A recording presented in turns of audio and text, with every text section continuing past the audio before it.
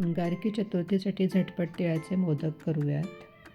त्यासाठी 1.5 वाटी तीळ कढईत घेतले आणि गॅसवर मंद आचेवर खरपूस छान भाजून घेतलेत. भाजत असतानाच त्याच्यामध्ये 4-5 वेलचीचे दाणे काढूनसुद्धा घातलेत आणि ते सुद्धा त्यासोबतच भाजून घेतलेत, म्हणजे तिळासोबत ते व्यवस्थित बारीक होतात.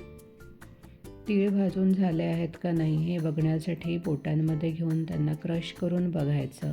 व्यवस्थित क्रश झाले म्हणजे तीळ व्यवस्थित भाजले गेलेत. थोडे गार झाल्यानंतर त्याला मिक्सरमधनं एकदा फिरवून घ्यायचं. त्यानंतर त्याच्यामध्ये पाव वाटी खजूर घालायचा, अर्धी वाटी गूळ घालायचा आणि छान बाइंडिंग येण्यासाठी त्याच्यामध्ये 1 चमचा साजूक तूपसुद्धा घालायचं आणि परत एकदा मिक्सरमधनं ते फिरवून घ्यायचं. बारीक केलेलं सगळं मिश्रण परत एका भांड्यामध्ये काढून घ्यायचं.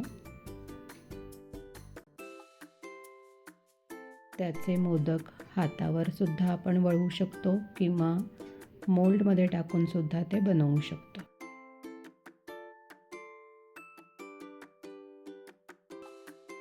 अशा प्रकारे झटपट तिळाचे मोदक आपले तयार झालेत.